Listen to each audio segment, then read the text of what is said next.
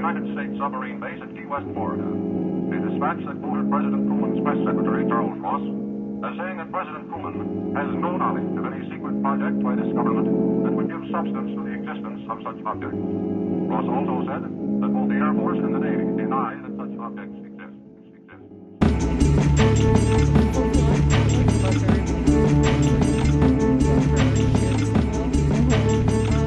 Hey, what's up? My name is Noelle, and I'm not even gonna lie, I've been like paranoid about the supposed big storm we're gonna be hit with today.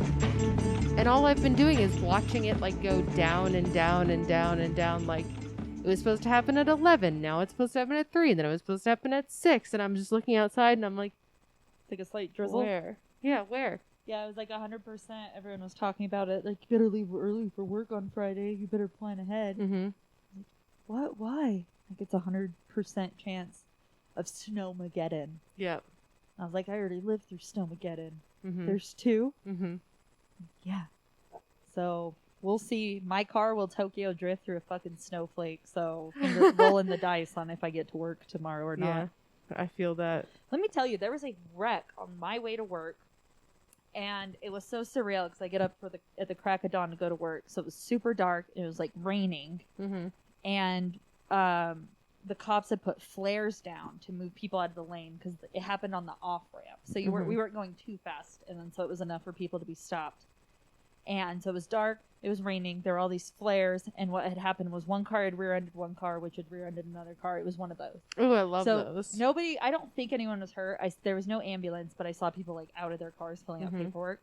But the trippy part was, as I was flipping through channels, I got to like a Christmas hymn, and it was like the Star of Bethlehem, I think. But it was the real churchy version where all the monks are singing it. Mm-hmm. So it was like, oh, yeah. And I'm driving slow motion in the rain at the crack of fucking dawn, and there's all these flares in the road with this like loud booming Christmas hymn of all these monks singing, and I was like, I'm in a beginning of a movie, yeah, or a music video. Yeah, that sounds surreal. terrifying. It set my whole day off. I bet. You know, I'm gonna be real with you. I'm not feeling it this year. What, Christmas? Yeah. Me either. I've just decided to drink and be sad. I mean, but I do that every day. It's the looming threat of COVID. I'm so over people not taking it seriously that it's like, no, I'm not going to do anything to protect you or myself. I'm like, well, then I guess I'll just stay home. But that threat doesn't work anymore. Yeah. They're like, yeah, stay home, you fucking piece of shit. I'm yeah. Like, oh, okay, I guess I will. Yeah. It's weird. Like, so I never had beef with Christmas. Mm-hmm. Like, it was by no means my favorite holiday, but I had no beef with it. Like, you know how some people are like, bro, fuck Christmas, blah, blah, blah, yeah, and they're all fucking weird about it and shit? That was never my deal. I was like, yeah, I like it. I like participating in holidays. I don't do it in a religious sense. I do it as kind of a, like, we're all dumb little humans on this floating fucking rock, and these are the weird little things we do to like, keep Christmas each other motivated. Fun as hell. You right? You get presents. You give presents. Yeah, it's like a motivation, yeah. right? It's weird. And it also acts as like a reminder of time. Mm-hmm. It's like a place mark, right? To be like, oh, you know, I feel like all that is out the window. I feel like I could sleep through it. Yeah. I feel like I could just sleep through it. Wouldn't matter to me. And like, I've gotten presents for people and I'm excited to give them to them, but I'm also just kind of like numb. Yeah. And it sucks. Christmas is normally a huge deal for my family. Not even doing anything this year. Yeah. I was like, what are we doing for Christmas? And they're like, we don't feel like doing anything. Yeah. I'm like, oh, okay. Then yeah. I will watch Star Wars at home. Right? I'm like, fuck. It sucks, man. Like, I went to go make like a little video of like things that have happened during the year that I actually did enjoy, and it was supposed to be very uplifting in a way, right? And I put it behind music or like footage, audio footage of last year's, of 2020's New Year's Eve countdown on Times Square. And what ended up happening was, it was creepy to me. It felt surreal and ominous and melancholy, and it felt like not authentic to put all of these kind of like silly little videos that I had throughout this year, starting at the beginning before the shutdown. Yeah. You know, Trevor and I got to go to LA, and then like it was my friend's birthday, and it was like these very intense, lots of people having a good time, and then just like he and I. Yeah. And it felt like I'm very thankful to have had a partner through this, but it still was like a weird melancholy reminder. And so then I was like, I feel like I can't put this out there. So in between each video, I put like the news story of the month, the COVID headline of that month as it was happening. And then it became just a straight up horror movie. And I was like, okay, well, this is it. It is the beginning of any horror movie where people are all hanging out and then they slowly realize something's amok. Mm-hmm. And then the descent into like hoarding shit Yeah. and then attacking your neighbors. Yeah, it was supposed to be like a really wholesome little video, and then it became uncomfortable, and then I felt like it wasn't authentic. So then I added the anxiety of that month's top headline in between each video, and it turned into a fucking nightmare. So that's kind of how I feel about everything as a whole. I really, and like when we haven't even had it bad, you know, we're fine. There's 80 million people who are being pushed into poverty who weren't before because of COVID, and like that's not us, you know, like, and if it's affecting me like this way, and so, like my everyday is a little jumbled, and I don't give a shit about things anymore. How do those people feel, you know? I don't even know. All the people that they threw out in the little homeless camps that pop up in Utah now and then. I was reading some of their stories because everyone's like, just go to a shelter. And one guy's like, I can't go to a shelter because they'll split me and my family up. Like, I have to make sure my wife is okay. Mm-hmm. I'm like, oh, yeah, that's right. Because normal people, and I don't want to say homeless people aren't normal, but you know what I mean? Like, people who were in our position yesterday are now super homeless. Like, it's not the mental illness choices that people want to chalk it up to because they don't want to agree that something's so broken in America that this could happen. Yes. People who want to work and don't want to be homeless are homeless now, and they're living on the streets because the last thing that they have is family. And there's also a roulette to get into homeless shelters right now. Yeah. You can't just kick in the door and then they don't just like feed and clothe you and make your life better. Like you have to go file all this paperwork, and the people who have like families aren't willing to be split up, so then they go and stay in these tents, and then the cops come and steal all their shit. Yep. That is exactly what is happening. That's what happened this time last year when they did that big raid of the homeless camps downtown, and that as we saw last week is what's happening again this year in Utah and probably other big cities around the country. And it's unfortunate because of COVID, we're now seeing people who, again, like you were saying, were living a middle class, maybe even lower middle class life at the beginning of the month, and are now living in a tent on a street corner. Yeah, I'm sure you're the same way. If I didn't have a person to fall back on financially, like moving in with my dad or whatever, paycheck or two away from being homeless. If I was put absolutely, in that situation. I every day I'm a paycheck away. If I didn't have any support system, friends and family to go to, it would be over for me.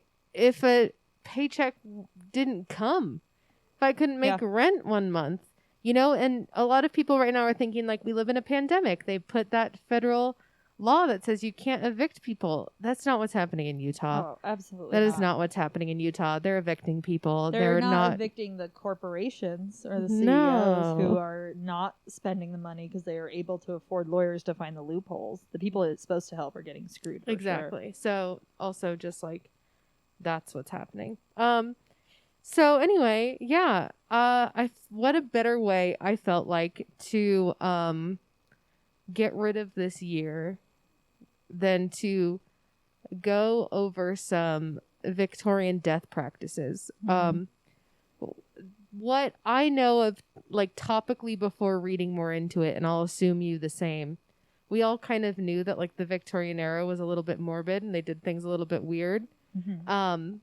And if there's one thing I've learned, like reading not just Caitlin Doughty, but other people who've had to adapt in COVID, and are trying to learn new ways to like mourn and grieve. A lot of them say, pretend you're back in like the Victorian era.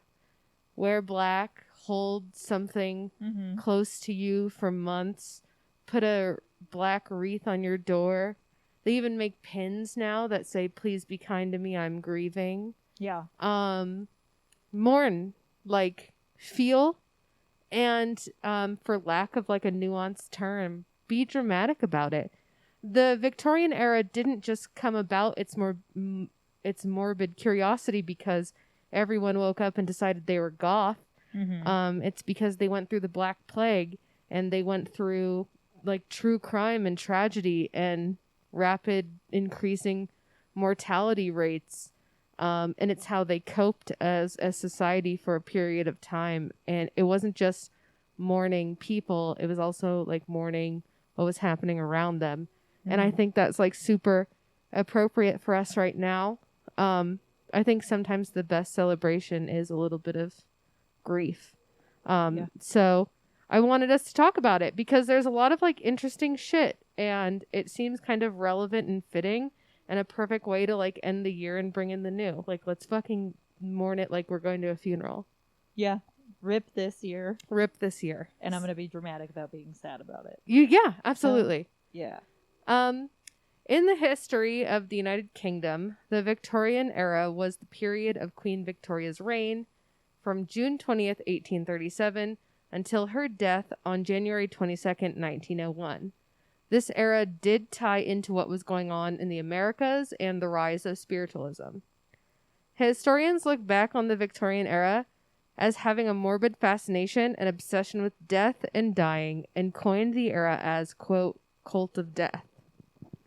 This was a period of time where customs and practices relating to death were societal norms. Some historians would say the strict rules and regulation of mourning became, oh God, let's see if I can say this. I can't. Fetishize? No, it's What's like the word? fetish and then istic. Fetish. Fetishistic. Yeah, I can't. Fish sticks. Became Fish sticks. Fish sticks. I literally was about to give my brain a fucking stroke. That's a direct quote, too. I couldn't even, like, paraphrase it. Can I just say rectilineator? I could not say it throughout the whole Concave Earth episode, and I've just been kicking down every goddamn door I see and going, rectilineator! Can't say it when it's important. Can say it now. Anyway. Rectilineator. Rectilineator. Rectum lineator. Fetishistic. Oh, fuck it. I don't know if I don't get fish sticks. It was fetishy, okay? As far as context goes, the 1800s gave way to a rising middle class and life expectancy increase, but we can point to a few specific things. 1861, when Queen Victoria became a widow, R.I.P. Prince Albert, and also, fun fact, dick piercing. Good old dick piercing. That is the guy who the Prince Albert is named after, and just fun history fact. He was, it was said that he got the piercing done prior to his marriage to the Queen around 1825. So that's why it's named that. Why did he get it pierced? Bitch, I don't fucking know. I'm not a historian. Well, that's probably why she mourned him for 11 years. Until 40, dude. I thought it was like 40. Well, heavy mourning for 11 years and then mourning. Yeah, heavy mourning for 11 and just fully was like, nope, for 40. Yeah, I would too. Have you ever fucked someone with a dick piercing? I haven't. Or a clit piercing? No. Titty piercings? Yes. It's fun. You know, if someone is listening who happens to be in love with me right now, please don't. Stop now. I fucked a dude with a dick piercing. Honestly, one of the biggest dicks I've ever seen. He had rock hard abs that you could like fucking do your laundry on. But I don't think it was a Prince Albert. Are you ready for this? Yeah. It went straight through.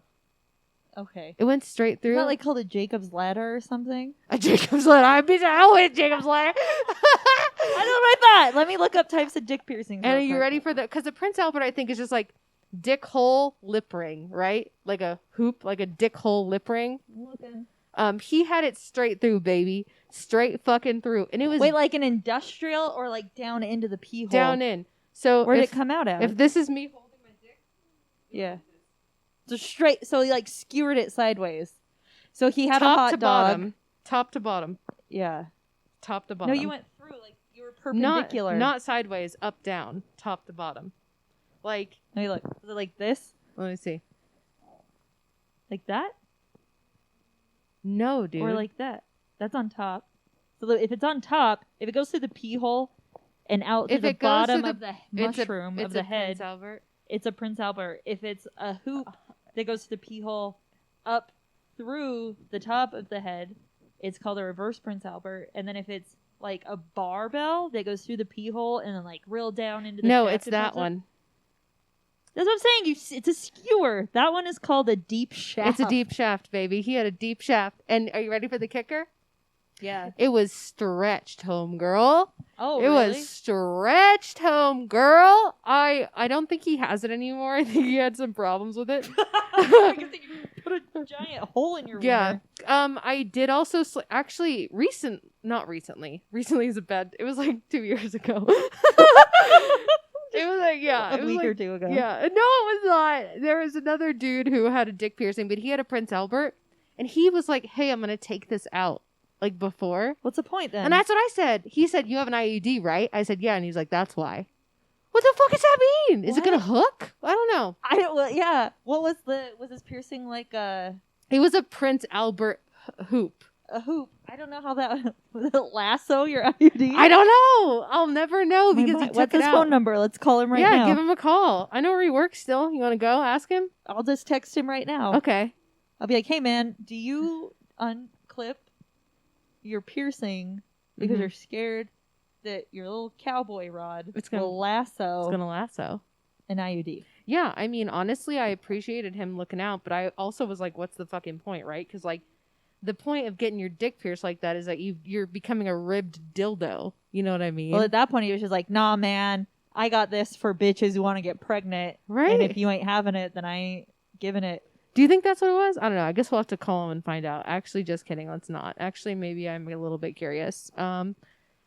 Anyway. 2 years ago, I would know that person, right? You might. Who knows? Just text me his name. Okay. And I won't indicate whether I know them or not. Okay. I'll show you a picture and that's how you'll remember. Okay. Anyways, so yeah, of course she mourned him. And much like things... yeah, he didn't take his out before he got down He and dirty. did not. That's why she was like, I'm gonna fucking cry every day for the rest of my life because that dick ain't here, baby. She's wearing black because of he destroyed that pussy. Got dick down. Got dick down, baby. I was like, you look at pictures of her, like, I don't want to imagine her, like, getting dick down, though. I do. What a bad bitch. Anyway. Yeah, are you sure? It's like your grandma having just... No. Imagine your grandma just raffle-coptering on a Prince Albert dick piercing. As she's scamming Tyler. I wish. Anyway. Important. So she mourned his death like hardcore for 11 years and low-key for 40 total. She dressed in all black every day following his death and kept the home exactly as it was the day he died. She made her servants set out Albert's clothes, bring hot water for his shaving, and change the bed linens as if he was still there using it. Did you find any other weird things about her mourning period? Yeah, she kept like a cup that he had taken his medicine in, like the last medicinal cup there for 40 years. All of it. But yeah, I saw the same things. And he died of typhoid fever. I thought he died from big dick disease. BDD. He died from BDD. We lost him. Someone get a nurse in here. We need 2 coffins. One for that big dick. They had to actually bury him on his side. Why, Chelsea? Why are they going to bury him on his side? So he wouldn't crush his own body under the weight of his dick. Oh my God. You know, it's said that Queen Victoria is buried right on top of him.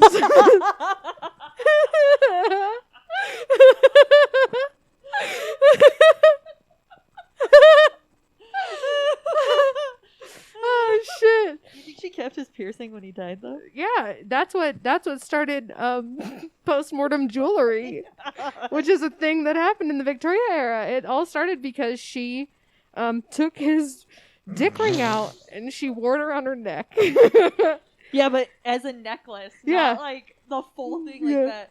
Like just a full. That's how big his piercing was. That it was just like a Like a barbell. yeah, just like a full fucking.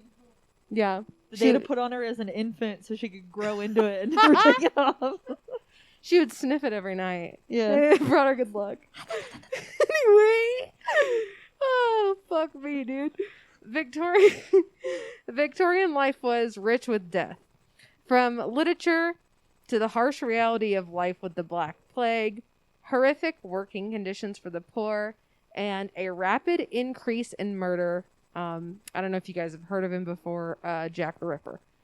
A practice called memento mori, Latin for remember you must die, which is low-key one of my favorite sayings. It's been around for a while, obviously. It was in fucking Latin. But the Victorian era was where you saw this in practice. Like, in a similar way that bitches got, like, live, laugh, love in their living room, they had memento mori. Just like, remember, you are gonna die. They did signs, art, jewelry, and of course, most tombstones in cemeteries. Like, even in older tombstones in the Americas, you can see, like, it's a dope. Like, it's that dope skull head with wings to the side of it, and it says memento mori. Those tombstones are always my favorite. Obviously, you've seen more on the East Coast, but it's fucking cool. A lot of times, that would be, as you're leaving a cemetery, that would be above the gates. Super fucking hardcore, I think. And I just love that the Victorian era took that and made it fashion. Yeah. Honestly, like, the Victorian era, like, that's the best way to describe what they treated death as, is they took death and made it fashion. Like, They did. They were living on top of each other. People died all the fucking time. It was so, like, I pulled this from a newspaper where one guy was saying, like, we live in muck and filth. We got no privies, which I Googled. That's a toilet. No dustbins, no drains, no water supplies, and no sewers in the whole place. We're living like pigs, and it ain't fair. And there was only one toilet for every 380 people in the slums of these areas. The sewer grids, where they would go and dump all of the poop and stuff, were placed right next to people's doors. And, like, literally with arms reach to the front door, people would breathe in gallons of poo spores all day, every day. There was a cholera outbreak during the height of all of this. Yeah. And so people would get sick and they would die, and then they wouldn't be disposed of until days later. So you have this reeking, disgusting, disease-ridden body. Yeah, and cholera is out. from contaminated waters. Yeah, and they would do their best to even get clean water, but the pollution was so fucking bad that even the clean water that they would get would turn black from the pollution in the air. Yeah, man, it was like impossible no to stay joke. clean. I mean, that's like Frankenstein was written about that. Frankenstein was able to piece together the body of Frankenstein's monster because of all of the disposed and open bodies from the cholera outbreak. They would isolate cities because they didn't realize that it was coming from contaminated water. So they would shut a city off, isolate it, and think that that would protect everyone inside. Little did they know they're just shitting and pissing and dying and eating right on top of each other, and it would become a hot spot. The average life expectancy of a factory worker in Liverpool was 15 years old. Sounds about right. And 57% of kids died before their 5th birthday. So I would have a hard on for, like, death too, considering they're just shooting death out of, like, a t-shirt cannon, like boop, boop, boop, boop. Yeah, you got to. Yeah, you got like, to. Like, you have to come to terms with it when it's that in your face, when it's all around you. You have to, like, make it fashion. You have to make it work. You have to, like, take it to the runway, you know? Yep. It was and like the clash back against, like, third wave feminism happened, and now girls are like, yeah, call me a bitch, call me a cunt. Like, you take it back, man. Yeah, they took it back 1,000%. From this website called Historic Denver, quote, Mourning practices were typically grandiose and affected the decoration of the home, the clothes women would wear, and even the ways in which the lost would be memorialized. Although the practice of death portraits and mourning photos has been around for more than 100 years, photography held an important place in the clutter of mourning artifacts. So, like, the Victorian era, the beginning of it, it was this type of, like, photography that would take almost 8 hours to develop an exposure. Yeah. And it was kind of left for rich people only. Because, like, you literally got to sit there, right? Yeah. And most people weren't getting family portraits unless someone died. Right. Like, it just wasn't happening. And then, mid-Victorian era, mid-18s, we have it's got a fancy name, but it's that, like, slate. A stereograph or whatever? Whatever it's called. It's that fucking slate where it was, like, that type of photography.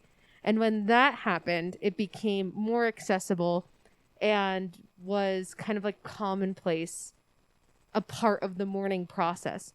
So, you know how, like, now people, like, at funerals and wakes will have, like, a picture of the person looking all, like, stoked, like their softball photo or whatever, framed?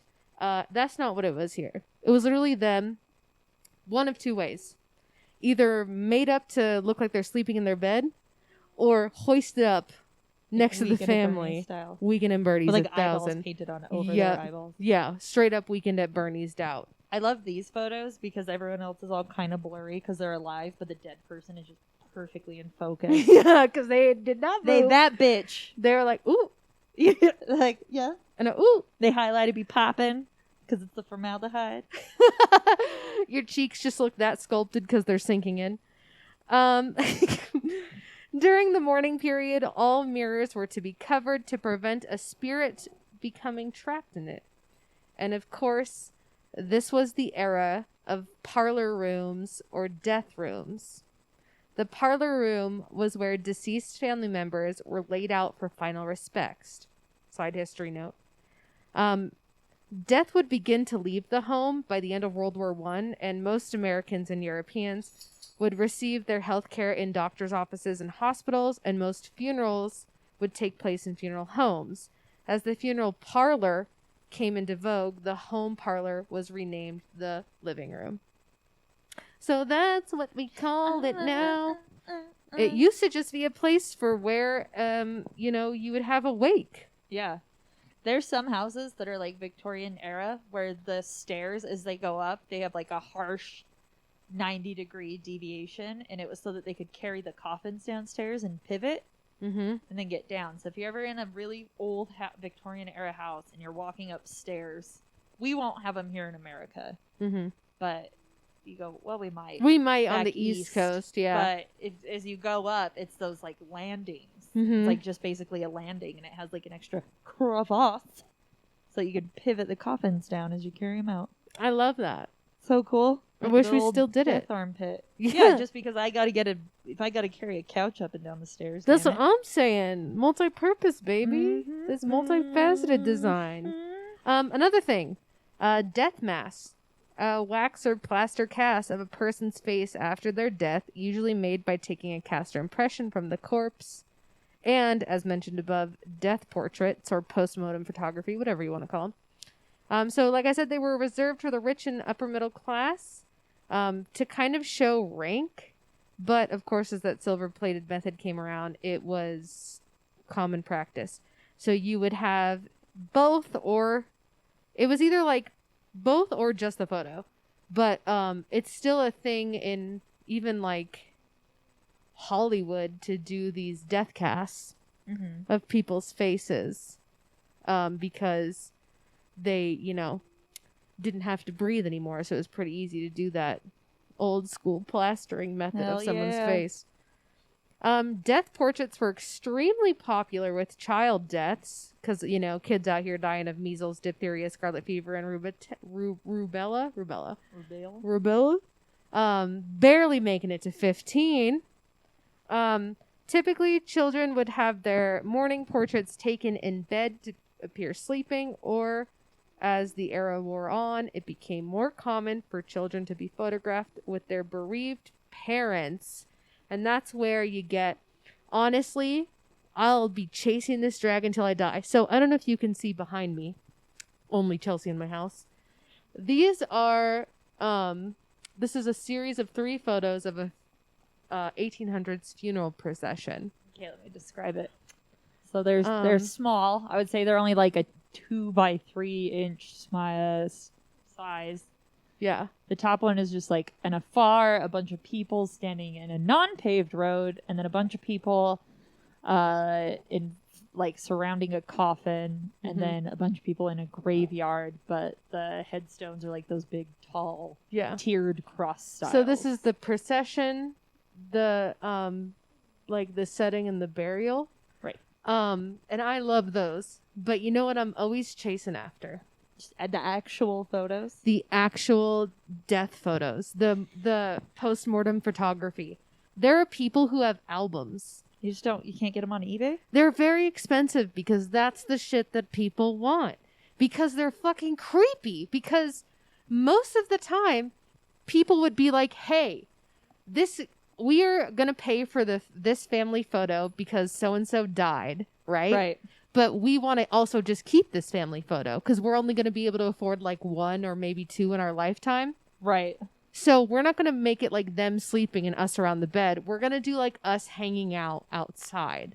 Yeah. Good and old so time. exactly. So you get like what we were talking about before, these like family portraits where like Uncle Ed is fucking Weekend at Bernie's all up.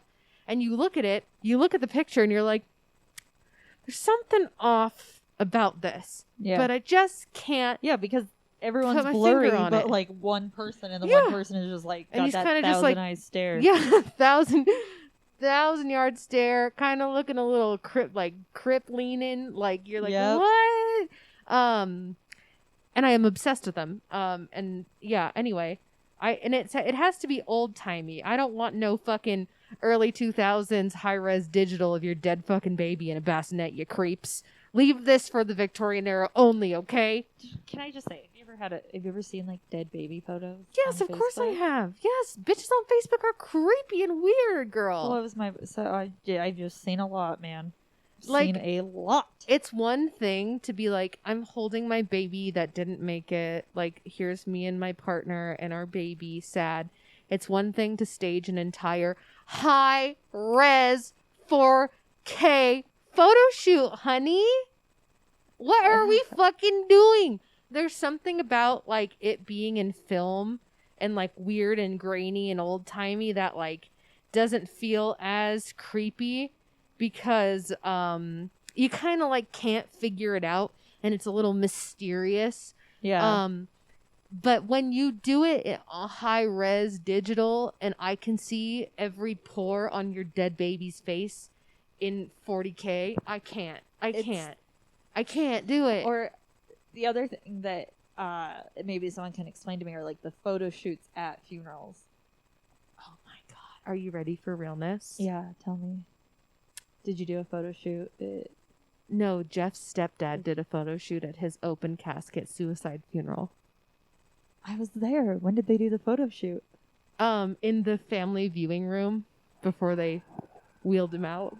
He straight up got over the casket with his fucking handheld digital cameras flash on and said, snap, snap. You ready for the best part? He tagged like me and his mom and his birth dad and his sister in the album. And the first photo on the album was Jeff's whole ass dead body in the fucking casket. So that's what would appear first in my tagged fucking photos. I would just get on Facebook and see his dead ass body in a fucking casket, Dude. bitch. I was like, nope. I immediately untagged myself from that. Also, oh man. Also, like, one thing the Victorians got right is they wanted a funeral that would, like, reflect who the person was. Mm-hmm. And Jeff's funeral was not what I expected for knowing him, how he lived his life. Sitting in that was... Man, funerals are so fucking uncomfortable. Yeah, man. Also, Apollo, really just like back up, dude. We get you want to sit by us. If we want to talk all tea, all shade. Jeff was raised Mormon. He was not Mormon at all. in any way, shape, or No. form. Probably died with God knows how many drugs in his system. And it was a fully Mormon funeral, to the point where like some of his friends were like getting up and leaving during some of the speaking points of that pastor because he had no idea what the fuck he was saying or who he was talking about. But here's where I jump in. Why did I let this happen, you might say, is it feels like to me, especially in a modern age, or even if you are burying your child, it is less about them and more about you. Yeah. Because if it was up to Jeff, he would have been cremated. It would have just been a giant party where everyone gets fucked up. Mm-hmm. But this was more for his parents to feel okay. And I remember initially wanting to like fight back on it. Yeah. And then I was like, you know, if there's anything he would have wanted from me, it would be just to make his dad happy. Yeah. Like just playing ball. Yeah, just play ball with him. You know, because everyone that knew him could have their own little memorial for him, which they did afterwards, where they went to a bar and got fucked up. But the whole entire thing was so against all of his wishes that he wanted when he was alive. Like, he did not want to be buried. And I guarantee you that motherfucker would not want his body showcased in an open casket after fucking killing himself. Yeah. Yeah. That was way wild. Wacky wheels, girl. It was fucking wacky Here's wheels. my wacky funeral story. When my mom died, the cops took her body because you can't just die and not have it be investigated as a murder in these days. So they were like interviewing people about my dad or whatever, but the state didn't release her body until like they could prove that she wasn't murdered. So at her funeral, we had my dog cremated. And it was his ashes at my mom's funeral. Shut the fuck up. And we just didn't say anything. Oh my god. Because we didn't have her body. Yeah, man. you had to. The show had to go on. Like, she loved that fucking dog. Yeah. We all did. Zach, he would have been proud to stand in her place. Yeah. Nobody needs. Well, people know now. Yeah. Well, don't tell anyone. Everyone, this is our secret. This is our secret. It's what she would have wanted. Yeah. Who cares? We had to get the You got to get the funeral going, man. You have to. It's because let me tell you the sitch. When a very close family member dies, as in the situation with my mother and my sister Jessica, you don't know what the fuck to do. But the funeral, the shit you have to do, the documentation you have to fill out, you're just like, oh, something to do where I can be useful. You're not eating, you're not sleeping, you're not doing anything. But then the funeral parlor calls you and says, you need to fill out this paperwork so we can cremate them. And we're like, yeah, cremate. Yeah. So the funeral at the time, like now I'm like, oh, we could have waited a couple of days so we could have gotten her body back. But at the time it was like, no, I got to do something. Yeah. So, but now Zach has gone because he was pretty much my dog. So I took his ashes back. Now my mom and my sister both chill in my dad's living room. Aww. On the shelf. Where what else is on it? I don't know. That's where my dad used to keep his like boom box. Then he moved the boom box and then put the ashes there. That's kind of him. So how's that? I love that. Yeah. You know what? At the end of the day, it's exactly how your mom would have wanted it. And I will say, kind of back to what we're talking about, there's something about these rules, right? Because I'll get into it later, but there was literally documentation, like pamphlets that went out to families to tell them what to do when mourning. And if there's anything like you mentioned, if there's anything anyone can do for you when grieving or dealing with death, it's just like any sort of structure that doesn't make me think. Yeah. Honestly, the best things were people giving me Uber Eats gift cards. And then people sent me movies. Like, you sent me movies like that you had downloaded in like a Google Doc. That shit, I was like, yep. That was it. Yeah. Like, it's just anything to just clock out of your brain. Yeah. And if there's one thing the Victorians got right, besides death photography, which I think is kind of cool in its time and place, no 40K dead baby shit like I said, and I said what I said. They giving these pamphlets to people. And it was like a routine. It was a regiment. And it was awesome. We don't go into it here because I'm an asshole and I didn't do much research on it. I have it. But I also know that the Jewish faith to this... See, you didn't know where I was going. Jewish faith. People of Jewish faith to this day do this shit. It's a part of their religion. It's a part of their culture. Man, they have these like literally day by day. On day 1 you do this. On day 2 you do this. And da-da-da-da-da. Like literally to this day, that's what they do. I was reading through this stuff and I was like, I'm so fucking jealous because like, how cool would it have been for you personally when you were sad about Jeff to be like, I don't want to talk about this shit for a year. Leave me the fuck alone. Mm-hmm. I'm going to be a sad, drunk, dramatic piece of shit. Mm-hmm. And y'all have to take care of me. I mean, I expected. did do that, but like I wasn't wearing anything that would signal. But like barely. Yeah. Like it was like what, Comic-Con? You were still expected to go do all your Comic-Con shit like 2 days later. That is actually 100% the truth. He died on like Tuesday night, and then Thursday I had a big panel. I had to get all of my unemployment shit for my sister, and it was like, I don't want to do any of this bullshit. And then I don't know if you went through it, but there's days where I'm like, I feel like I'm going to be sad today, and I don't know why, but people are like, oh, but it's been 9 months. It's like, no. Mm-hmm. Harper's Bazaar, in their April 17th, 1886 issue, said I can be sad for 3 years. Yeah. 3 years I can be dramatic about it. Yeah. And then I'll send you fucking notarized documentation to let you know if I don't want to be sad anymore. And unless I have, bitch, fucking treat me like I'm sad. Yeah. I'm like, I want that. Same. What a fucking gift that is. Big fan of it. Where was I? Oh, dead babies. Okay. For adult. I mean, if you did that, like, whatever, you live your truth, but just know that it weirds me out. As I die. For adults, the portraits, death portraits, if we remember, would try to make them look as alive as possible. So this is where you get those great family photos where a dead relative is hoisted up by sticks and strings, looking very weak and at Bernie's. I love the ones where they just paint a face on their face and they're like, that's fine. Me too.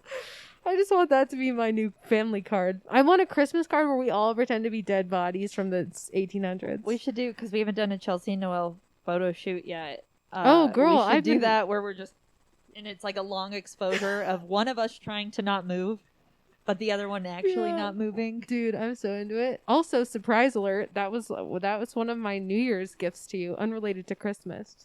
I've been planning out a photo shoot for us. Oh, yes. I want one so bad. And it's like gonna be legit. Like we're renting this giant crane because we're gonna do an alien abduction. I'm just gonna hang myself. Yeah, because we're gonna do a public hanging. I'm just gonna be all like stiff-bodied. Surprise! We're doing a live suicide. No, it's so we can shine a giant light from like skyscraper levels down at us to make like an authentic looking alien abduction scene with no Photoshop. Oh my god, that's so cool. And so we can go out into the middle of the woods and do it. Anyway, surprise. Also, if you die before me, I'm making you a shitty death mask. Girl! I don't want to laugh at dead people. I'm gonna make one with like my left hand. Bitch, I'll laugh at dead people. Whoever did that to her fucked her up, dude. Oh my god, they fucked her up. It's like somebody took just paper clay. mache. Yeah, it's like somebody put clay over a watermelon and then just like sideways cut a mouth. And just like their thumb was like, and there's the eyes. Yeah. Damn, they did her so dirty on that. Man. Oh. That's why so many places are haunted in England, because they had shitty death masks. Yeah, they would just like be getting ready to leave their body and turn around and see that death mask and be like, no, what the fuck is that? No, did not really look like all these fucking 1800s ghosts with body dysmorphia. Like, no, I didn't really look like that. They covered the mirrors because they're like, oh, don't let them don't let them see. Don't let them see. Anyway, women were expected to wear black and cover nearly every part of their body. During this time, period. Women were often viewed as the, quote, true vessels of grief and were encouraged to mourn publicly on behalf of the family. So this is back to that, like, women be doing everything shit. Same here. Like, to be like, oh, there was a lot of presenting things, right? You would, like, for lack of nuance, you'd be, like, decorating your house. There would be all this shit letting people know that you were mourning. Also, people would get fucking handwritten, personally delivered notices. But out in public, it was kind of like up to the women of the family to be the harbor of emotion. Mm-hmm. Like, the men couldn't cry, but the women were expected to. Well, and the men couldn't be, like, all dressed and dramatic either, because at the time, women weren't really allowed to work. Like, this is, like, the anthropology or, like, the practical aspect to it is, like, no, women can afford to be this dramatic and sad because they don't ever leave the house to work. They didn't expect men to do, like, a man would wear, like, a black armband or a black hat. Yeah. And then go back out to work. Yeah. I did find also from that Harper's Bazaar article called Mourning and Funeral Usages about women. Here's a quote, is that a heartless wife should be taught that society will not respect her unless she pays to the memory of the man whose name she bears. It's like, you're literally shunned if you're not following all of these mourning and death practices. Oh, I go over what widows are expected to do in a second. I'll just do it now. Just remind me to talk about literature. So these are kind of some more practices I was able to find. It's tough to find copies of, like, these pamphlets, obviously, because they were paper fucking pamphlets given out in the 1800s, but this is essentially the summary of it all. Mourning practices. Mourning attire also led to mourning everything, like stationaries, umbrellas, fans, purses. When someone would die, companies knew that they had to immediately get that shit to them. Get that shit to them. Their special fucking mourning clothes. So there were straight up designers and clothing warehouses that only specialized in making mourning clothes. Widows were expected to mourn for 2 years and were allowed to wear gray and lavender only in the last 6 months of half mourning. Full mourning widows were not allowed to leave their homes without full black attire and a weeping veil for 1 year and a day from the day that their husband died. Second mourning, the next 9 months, the widow was allowed some small mourning jewelry or lace embellishment in the black attire. Children in middle-class families were required to wear full black mourning clothes for 1 year after the death of a parent or sibling.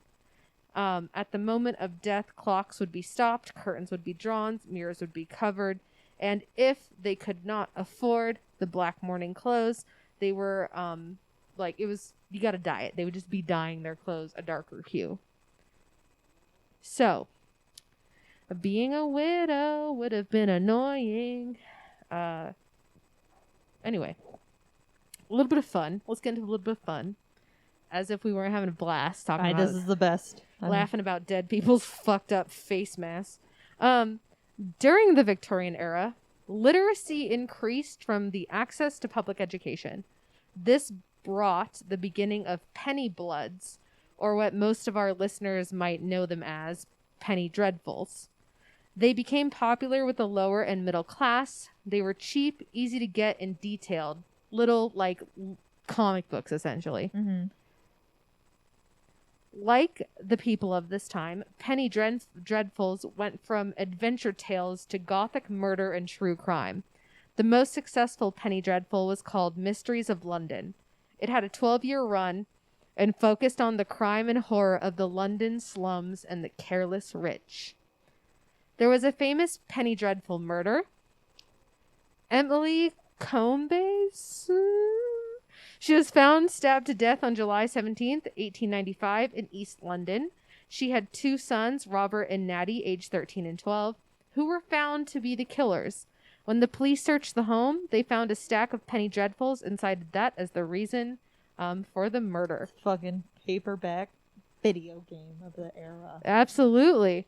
There was also a famous poet, his most notable one called in memoriam, which he said, quote, was written to lead the reader from grief and despair, through grief and despair and doubt to hope and faith. So just kind of like circling back to every single aspect of Victorian life was about death. Mm-hmm. Essentially what we could summarize as their time's pop culture, right? Fashion, jobs, the like art and literature and music was all very death heavy. Like the poetry at the time was all about death and sermons and things like. Yeah. But the whole society was like put in death, so it was like death but make it fashion. It literally death but make it fashion. I also have a breakdown of what you're seeing there, my funeral pictures. So this is a breakdown of how a funeral procession would be led. So death invites were pretty common in big cities and would be sent by private messenger. It was known to all in the death industry at the time, clergymen, undertakers, that the funeral would match the person's wealth in accordance. So unlike today, where even if you are a little bit on the lower ends of poverty, and they still expect you to spend like $6,000 to cremate someone, that's not how it was back then. They would plan your funeral according to the wealth means you could afford, which is funny that we don't do that anymore. The remains of the deceased would be placed in either the house, which was preferred, or church. Guests must pass the remains of the deceased person in a single file line, aisle by aisle, past the coffin from foot to head. And of course, hats were removed in the house. Loud talk and laughter was not allowed. Next, the body is to be moved to a carriage, the coffin placed into a hearse with 6 pallbearers, 3 on each side. They walk with it. Direct relatives right after the hearse, followed by the remaining friends and family. On the coffin, if they were a child, white flowers or white wreath. Married, white blossoms. Soldier, hat, sash, sword, flag. And if they had a horse, the horse would lead the hearse with no rider. From here, they were placed in the grave. And I mentioned, what is it? The Queen's in Castle. That was an outlined pamphlet with instructions of mourning etiquette. So it was a literal manual about death. Yeah, and something with the funeral is that a lot of the ritual, like everything that we do is ritual nowadays. Like, it doesn't matter how mundane you think it is. It's like seated in ritual. So the ritual with funerals at the time during the Victorian era was broken down in 2 ways. So the first ritual was preparing the body, which was representative of transitioning the living member of society into dead society. And then the second was how they disposed of the body. So the state at the time, so like you were saying, like they would make the funeral in accordance to what they could afford. But then what started to happen was the state at this time no longer would let the mourning period happen and force people to conduct a burial right away. So in Victorian times, this privatization of the funeral process stripped the dead of a lot of posthumous rights by forcing them to a pauper's funeral.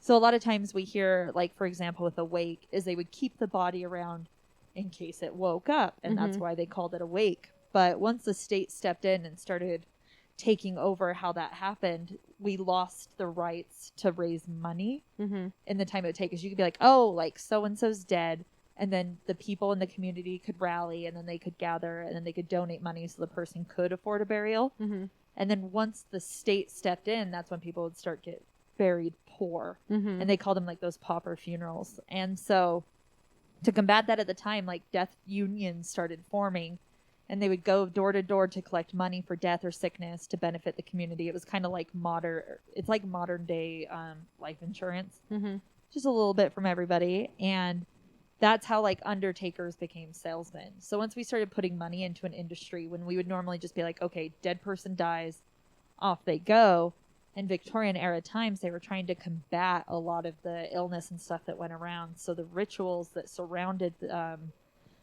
death at the time became privatized and they Yeah. became monetized. Yeah. So not only were people like modern day undertakers became salesmen, they're like, oh yeah, if you give me money, I'll make sure your person has a better funeral than Yeah. if you give this guy money. It won't be a pauper's funeral.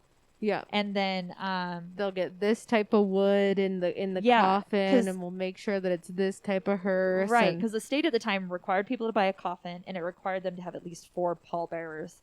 And if there was extra money, they got a gravestone. So, and the thing that's really important about the gravestone part and the money is all we have is like our identity when we're living. Mhm. And so they were stripping people of the ability to mourn somebody by making it happen so quickly, because the state would come, take the body, slap people in the ground, and if you were poor, you didn't even get a gravestone. So once families and stuff got the time to come in and to mourn the grave, they were like, well, which grave is it? Because Yeah. people are dying so quickly. Yeah. So the anonymity that happened with these burials caused the living to react by being like, okay, they got this anonymous burial, and now this is how I mourn, so that people see that I'm mourning properly, because I wasn't able to pay money into the funeral. So now my reaction to not having money to bury my family member is by doing this huge ritual to make up for it. Yeah. And it's crazy that it all happened with like the privatization of this, because before this, when people would die all the time, it was like, yeah, cool, bury them, let's get it done. And then the second the state made it cost money, all of a sudden we get all this like flair and the fashion and all of this stuff, because when people can flaunt their money, they're gonna fucking do it. Yeah. Like, It becomes industry. Yep. It becomes a sign of wealth. it's just like trying to keep up with the Joneses. Like, oh, so and so got a brand new black funeral dress, I can't afford it, so I'll just dye my clothes. Yeah. Like, stuff that was really unnecessary ended up becoming like social status. Mhm. It was women who could afford to be in mourning for a year. It's the same when like you would bind the feet of Chinese women. It was a sign of status because they didn't have to work. Yeah. Anytime you can show off that your wife doesn't have to work is a status symbol. Yeah. And all the money, and we still do that to this day. Even to this day, the state comes and takes the body and makes you pay them all this fucking money. Yep. Yeah. And the green burial, green funeral movement has run into so many jurisdiction walls on a state by state basis, depending on how that local government handles their dead. And it's unfortunate because that's where you get a lot of these unclaimed bodies, because people can't afford to do the funeral, and it's cheaper for that family to allow that body to fall under the unclaimed and homeless category to be paid for a minimalist cremation by the state, and then they can't claim them, but at least they know that something's being taken care of. So a way for people to survive knowing that is to just hide death, like sweep it under the rug. And that's where, so the Victorian era, it was like everybody's fucking dying, let's come to terms with it. And then the second they started putting all this money into it, that's when the Victorian era started to kind of shut down these thoughts, and we moved into our thought process now, which is like, can't afford it, don't want to think about it. And then another thing is like, we were able to beat death. We started beating death. Like, if you caught a cold in those days, you're done. If you and I catch a cold, I can go to Walmart and get fucking NyQuil and be okay. Yeah. So, so when somebody started falling sick at the time, you weren't calling for a priest because they didn't practice medicine. You were calling for a doctor. And then so religion got pushed out of the homes. And then all of this fascination with the afterlife and ascension and going to heaven and stuff got categorized, like just cut away from what death was, and it became more of a scientific thing. Yeah. So now we're focusing on the living, and it was kind of like what you were talking about, like the whole, like the literature thing, like people were just getting smarter. And as people got smarter, then religion kind of went down a little bit, because then they started turning towards science. And you can even, it goes both ways, right?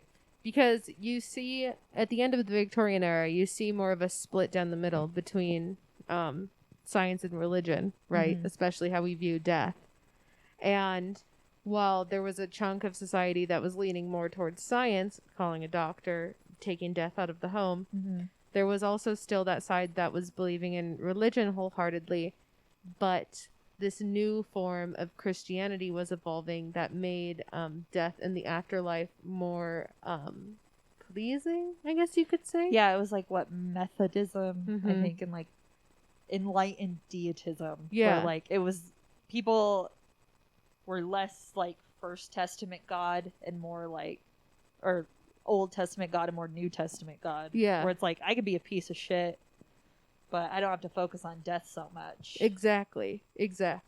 And with that, the kind of this obsession with death almost faded out because people became not comfortable with it in a morbid way, but comfortable with it in like at peace way. Yeah. So it's weird. It's weird. Yeah. And there's like, I looked it up, there's like a ton of superstition surrounding death in Victorian times. So they would believe that if you were a good person, flowers would bloom on your grave, but if you were evil, only weeds would grow. If several deaths occur in the same family, you tie a black ribbon left to everything alive that enters the house, even dogs and chickens. Oh, cute. It protects death. I know. You never wear anything new to a funeral, especially fucking shoes. Shoes? Especially shoes. Especially shoes. You cover your mouth when you're yawning so your spirit doesn't leave and the devil doesn't enter your body. Is that what it is? Yeah. So it's crazy. The rituals that we carry on, all of our superstitions tie back to something. Of course they do. And I would argue that you would cover your mouth because once we learned how disease spreads, it was trying to be more careful with like coughing and stuff. But then you put a religious or a superstition spin on it, and then it turns into something like that.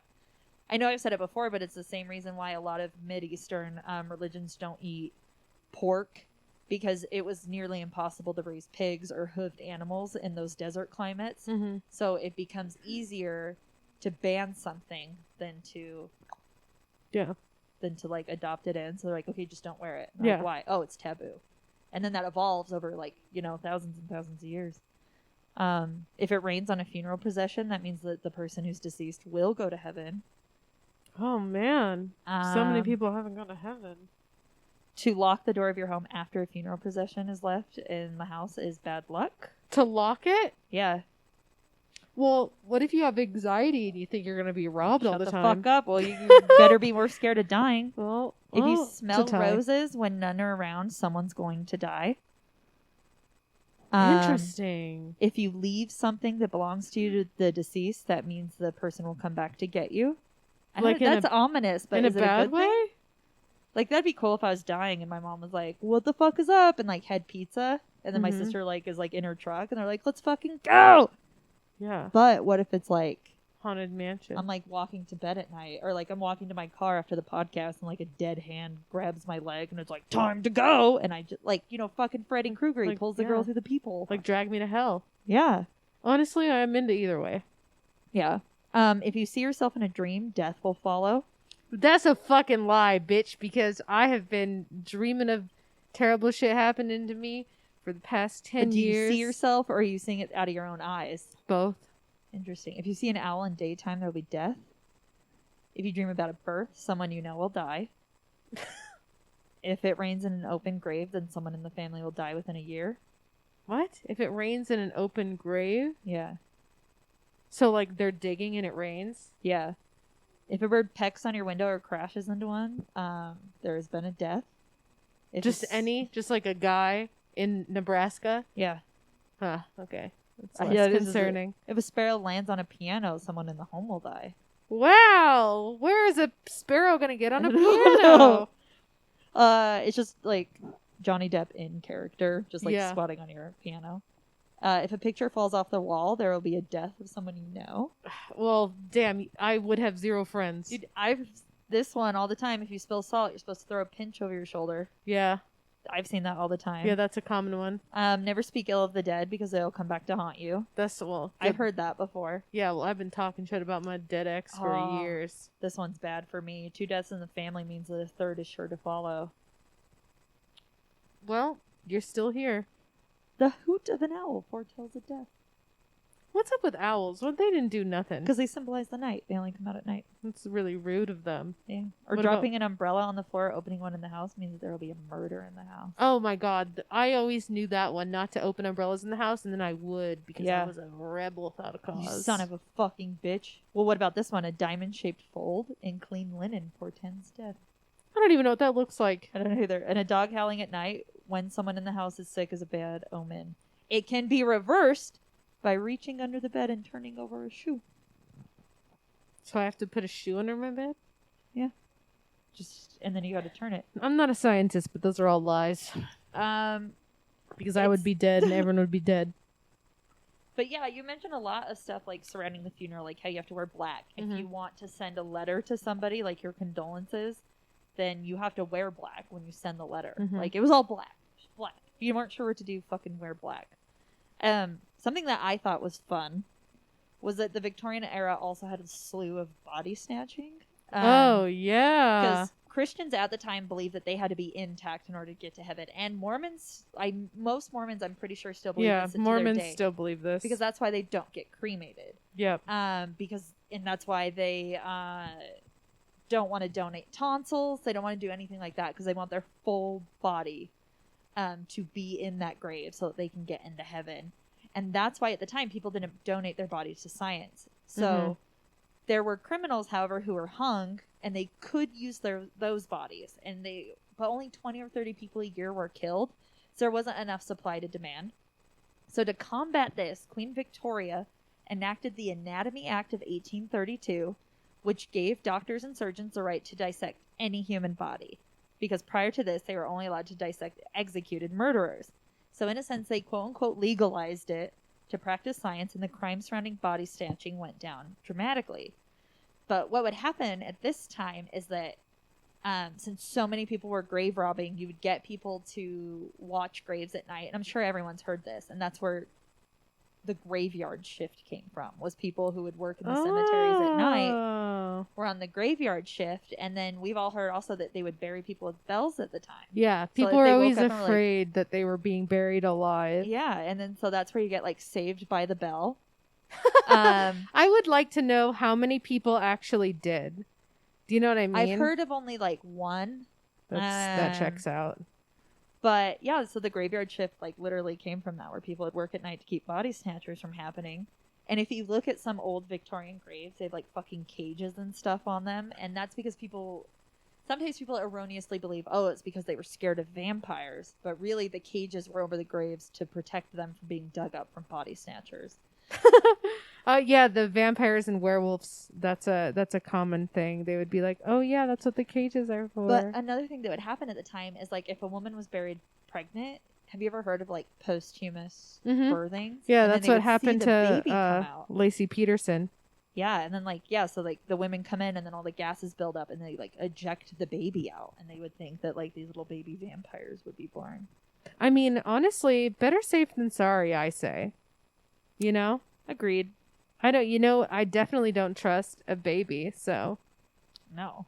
I like that fake baby in that video I sent you, and I was like, what a weird thing. They had it posed like so beautifully too. Like they had one arm up with like the other hand like across its chest. Posed beautifully. I thought that motherfucker looked crooked like a Z. No, like so. Okay, so in the process of researching for this episode, I was like, I'll just listen to like a little BBC documentary. And I'm texting Noelle, and then I look down at my phone, and there's this poised fake baby on like a slab, and it's like, Ethan, the children couldn't escape. And I was like, my favorite part of the documentary is this dead fake baby. Anyway, I loved it. It was some Dollar Tree fucking baby too. I thought it was good. But it's always interesting to think like, oh, you think all these rituals are so elevated, but no, a wake was really so people could probably raise money to bury the person.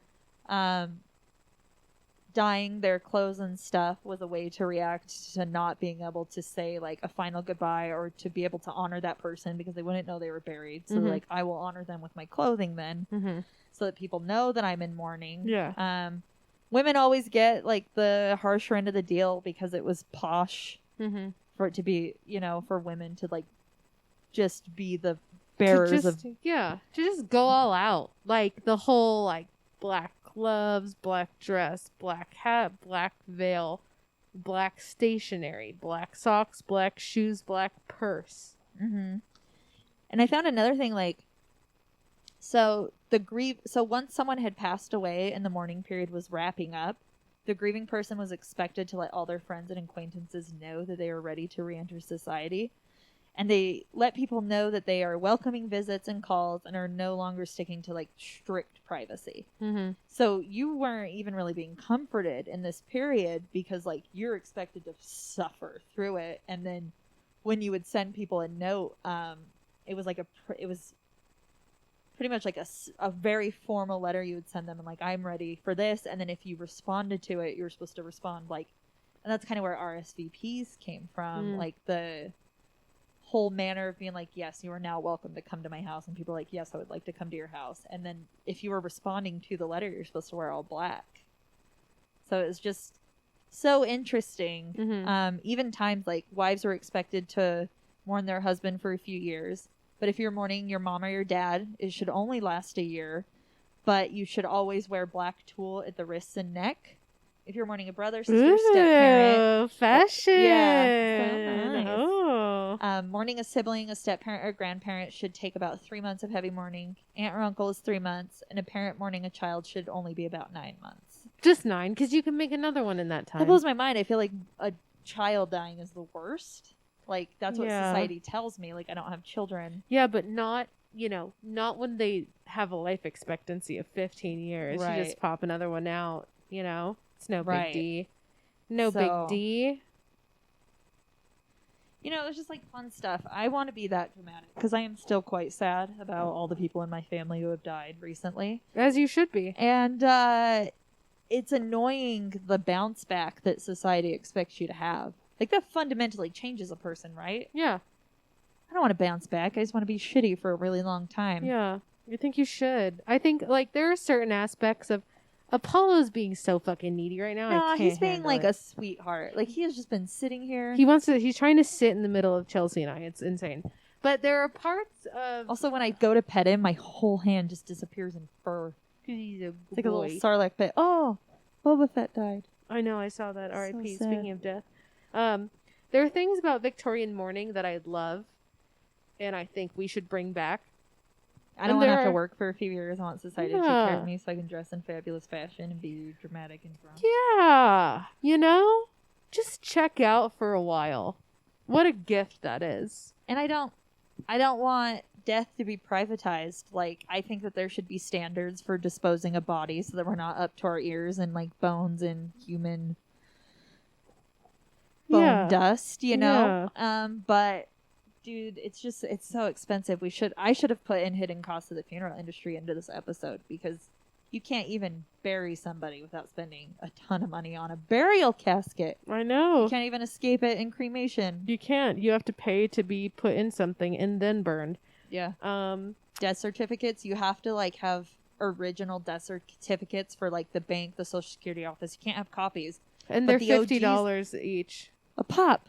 I know. Trust me, I had to get like 4 of them. Yeah. I had to get 4 copies of a death certificate. Get like if you want to post an obituary because you love somebody and you like want people to read about their life, to get it physically printed in newspaper, like $500, $600. Mm-hmm. It's insane. Oh, I know. Yeah, it's. I know. I think we'll we'll have to do that next. We'll have to do hidden costs of the funeral industry. Yeah. We should just do like a corruption of the funeral industry episode. Yeah, we should. That would be fun. I wonder if like the dude who's like buried half my family would be willing to like talk about it because it's not going to hurt his business at all. Mm-hmm. Look at this guy.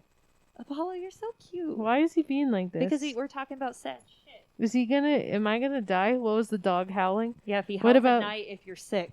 Do I have to put a shoe under the bed, Apollo? Apollo, can I get him to do the husky thing where he'll like howl back at me? Mate. Oh, he's so upset. This is horrible. He won't do it. Oh man. Cut this part out. Cora's No, just like leave heavy it. breathing. He did spin in circles a little bit. He won't.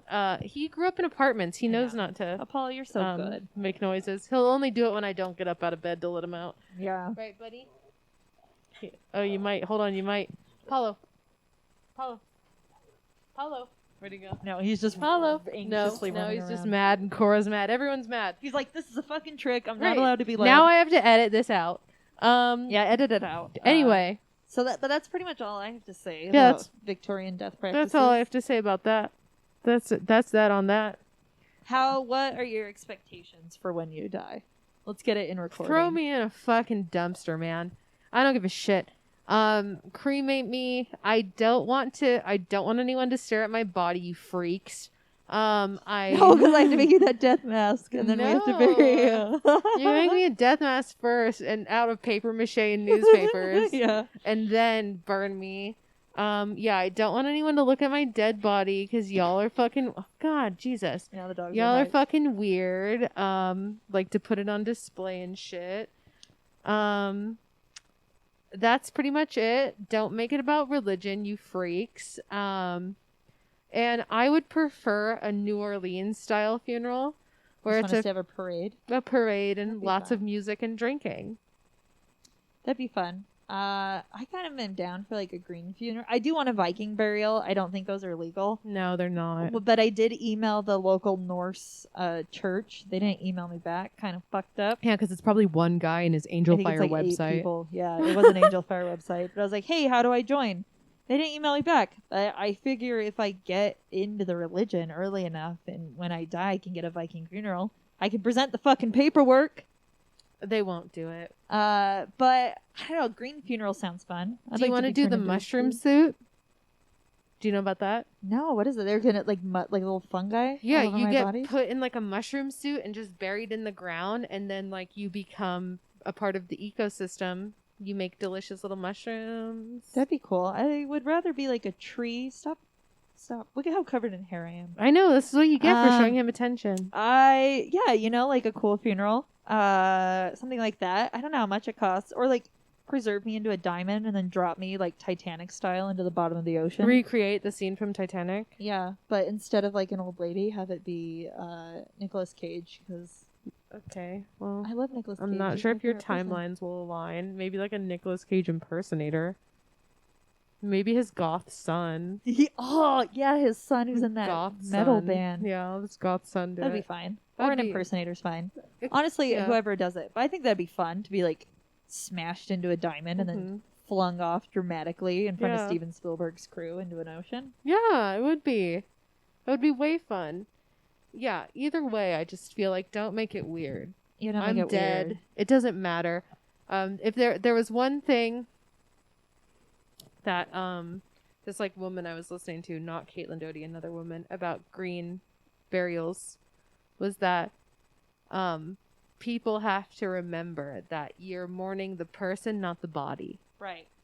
And I think that's like kind of important because I think we all should be fighting for a reality in which we don't have to embalm people because that costs so much money. Mm-hmm. It's so fucking expensive. It's so bad for the people doing it and the environment. Yep. And it does not add any more time. Even if you No. want to have an open casket funeral or wake, embalming them, kind of irrelevant. They can put them on dry ice. Honestly, between us squirrels, a body's good for a few days. Yeah. Like, we know everything to do to not have to do that. And Just pocket full of posies so you don't stink. exactly. We're all fine. So, yeah. That's it. That's all I gotta say too. Yeah.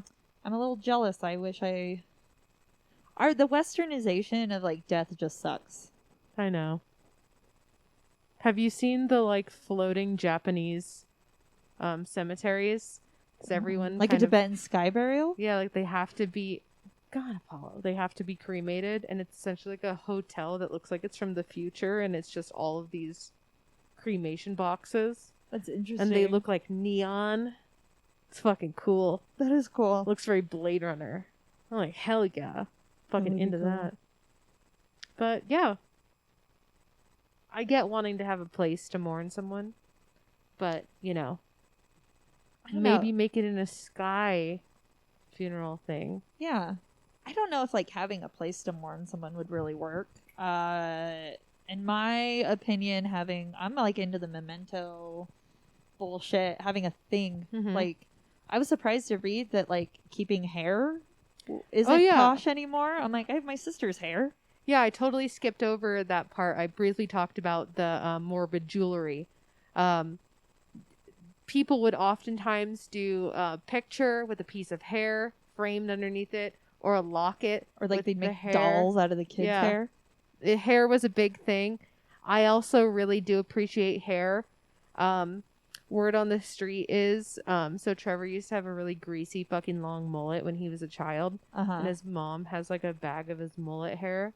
And I would do anything to have a piece of it so I can make it into a necklace. You know, so when my sister died, we took her hair and we sent it into a lady on Etsy who casted it into like a resin ring. So I don't know if That's you've so ever seen that, cool. but I have like a ring that has like flowers in it because we sent her funeral flowers. She put it in the resin. I'll have to like wear it next time. But it just looks like a regular piece of jewelry, and then if you Yeah. look really closely at it, there's like little flowers in there. And we took some of my mom's wedding bouquet and stuck it in. Oh my god. Cost like $25. That's so cool. Yeah, get some of his weird greasy mullet hair, and I I'll send you a link to will. the Etsy shop that did it because they do rings and everything. They do pet ashes. Oh my the god, I whole love shebang. that. Yeah, there's also a girl that you can send ashes to, and she'll turn it into a gemstone. Yeah, I say do all that shit. I do that. I say do that. I think that means more than a weird hole in the ground. Yeah, it's having a place to go and mourn. I don't go and talk. Like for Mother's Day, I'll put like a Mother's Day card Mhm. down by the stuff, but like it's just like, it's not helpful, in my opinion, for me. What's been helpful has been the alcohol and the dogs. Yeah, that does make sense. Also, I feel like you can have, like, if you cremate someone and then like bringing it back to the home, right? Yeah. Turn your living room into a death room. Put a little altar up with pictures and mementos and their ashes. Light some candles. Like, really Dias de los Muertos it up in Yeah. here. Like, just normalize being fucking sad about people. Yeah. Like, You- sorry, I'm hella yawning. And just like normalize death. Like, it's so weird how we like aren't supposed to talk about it. Like, I even know. like a little kid, if someone dies, you're like, they went up to heaven. Yeah. It's like, tell them whatever you want, but they need to understand what death actually is. Yeah. No, I agree as well. There's something like death acceptance is what I'm always working towards in the back of my mind, right? Mhm. Because I've gotten past the point of existential dread. I was listening to this girl talk, and she was like, something my therapist said, and it was like really enlightening to me. She's like, there are two types of people in the world. There are people who live their lives goal-based, as in like, I'm going to get this promotion, I'm going to make this much money, I'm going to have a house by this age, I'm going to have a wife by this age, or a husband, whatever. I'm going to have a kid by this age, I'm going to get this new car. And then you have people who are value-based, who say, I want to be a good person. Mhm. I want to be charitable. I want to be hospitable. I want to help people. And either way is fine. But for them personally, for me personally, and I think most people I know personally, Mhm. being a value-based person is how you choose to live your life. And you can even argue that people who live that goal-based lifestyle never truly know happiness and accomplishments because they're always living in the future and never in the present. Right. And if there's anything society will tell you in different religions and cultures throughout time and history, they'll always say the key to happiness is living in the present. Yeah. And if you live a value-based life, you're living in the present. And if you want to have any sort of death acceptance and not have it be a crippling anxiety and fear, you need to live in the present. And so I feel like I'm halfway there. I feel like I figured out I'm not having some weird existential dread because I'm not living like a 1950s housewife. Mhm. I've decided that I'm the type of person who lives a value-based life. Yeah. And so now I have to work on being okay with death Yeah. in a healthy way. That's not crippling in every day. There's also like do you ever get those times where you wake up at 2 a.m. and you're like, I'm gonna die someday? And you're like, awake now. Mm-hmm.